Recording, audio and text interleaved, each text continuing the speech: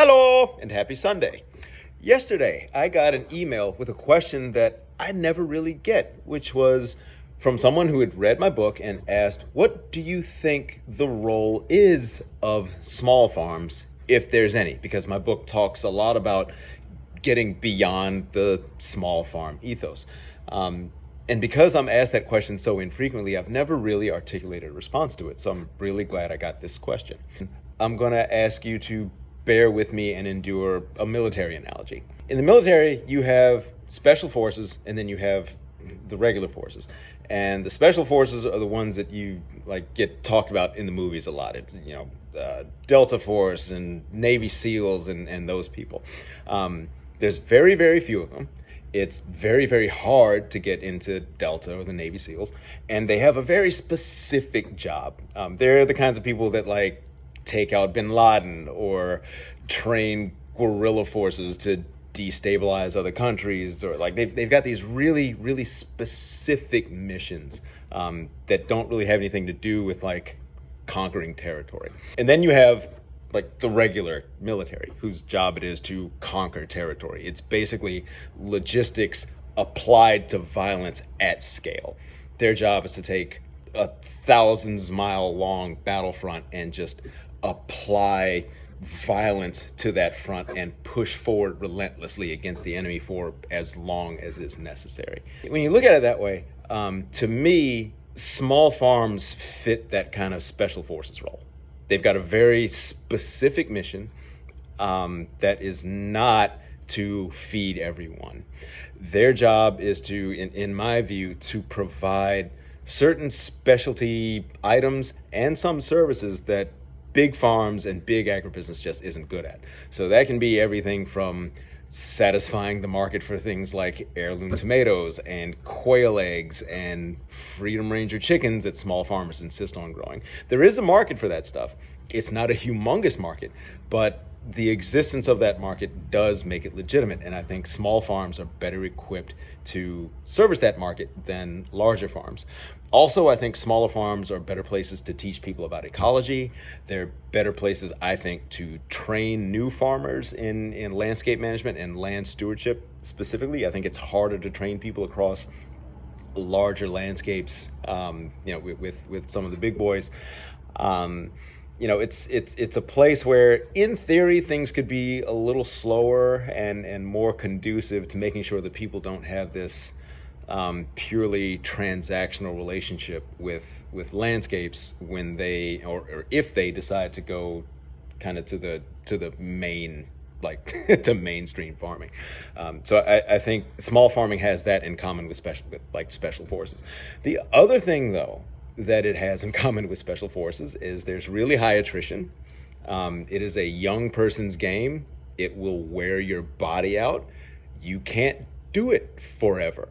And one of the things that it doesn't have in common is that if you talk to people who are in the Navy SEALs, who are in Delta, they don't pretend that the rest of the military is a failure to be like them.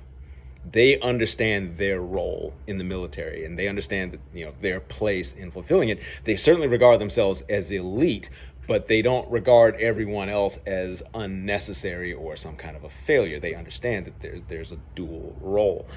The big problem and the big difference between special forces and small farming is that small farming kind of justifies its existence by claiming that conventional agriculture is a failure to be like small farms. It's a perversion of the way things should be. And my time in agriculture has demonstrated that to not be true. I believe that conventional agriculture, and when I say conventional agriculture, I'll mean agriculture at scale. We're talking about the regular army is the counterpart to conventional agriculture. Conventional agriculture does a job that small farming cannot do. You'd have to ignore a lot of history and a lot of things that have happened that have made conventional agriculture what it is. Conventional agriculture has solved real problems.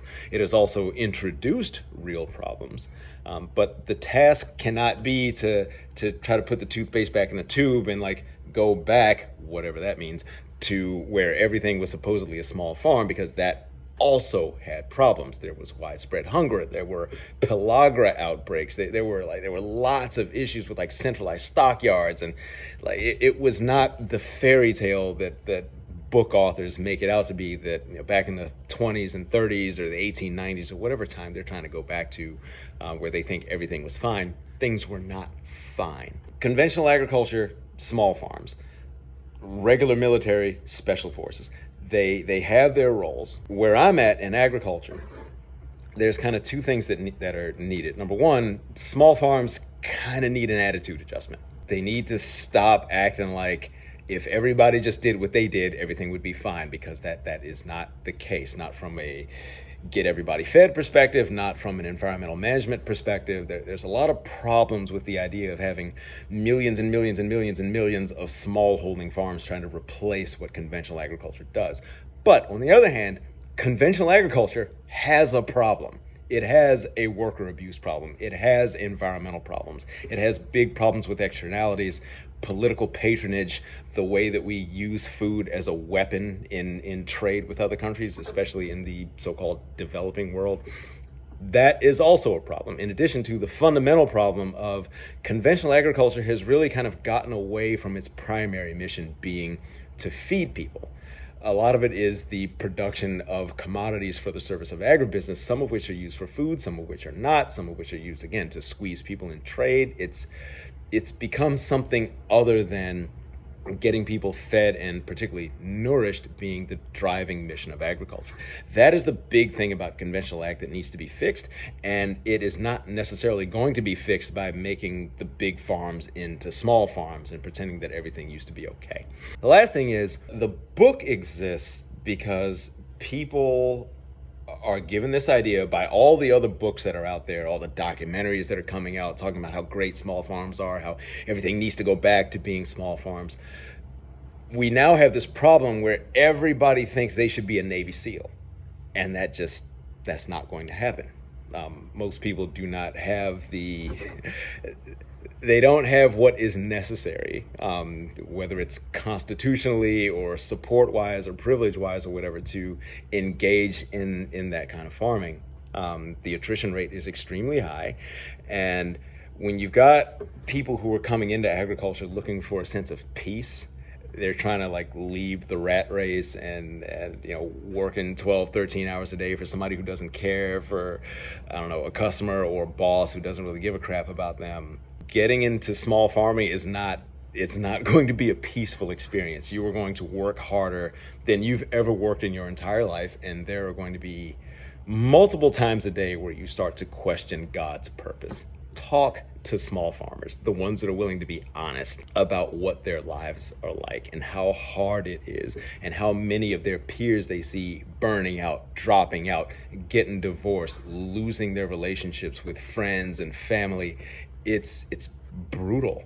It's one of those things where you really gotta want it. It's like the Navy SEAL thing. Like, you go to the Navy SEALs, it's gonna beat the hell out of you, and getting the hell beat out of you has to be a feature, not a bug, if you're going to make it as a small farmer. Otherwise, if what you're looking for is a career where you're growing food for people, feeding communities, and especially if you want to do it at scale, if your purpose isn't just to like shrink your world a little bit, which is a perfectly valid thing to want to do, by the way. I don't begrudge anybody for wanting to kind of just step back from all the out here in the world, fine. But if your goal is, hey, you want to do something about food apartheid, you want to make sure that when the next pandemic comes around that there's still meat or fresh produce on the grocery store shelves, you've got a different task in front of you. And that's what my book is about, is letting people know that the small farming thing and the conventional agriculture thing are two completely different things. And if you want to do one thing, you need to go one way. And if you want to do the other thing, you need to go the other way. And you don't need my book for that. Everybody in the world has written books about small farming. You don't need my help there. But for people who want to make systemic change and like change the way that most people are fed, I felt that a different book needed to be written, and so that's the book I wrote. I hope that explains how, at least a little bit, how I feel about small farms. As hostile as I am to small farms, it's not because I don't feel they have a place. It's not the small farming. It's the small farmers and kind of the cultural inertia that's gotten behind small farming that says everything should be this way. I think small farms have a very specific mission to fill. Larger farms and integrated agribusiness and cooperative agribusiness have a very specific mission to fill, and I think they can both and should both exist at the same time. Hope that helps. Grab a copy of my book. It's going to be a rainy Sunday, at least here on the East Coast. Good weekend reading. Link in bio. Thanks.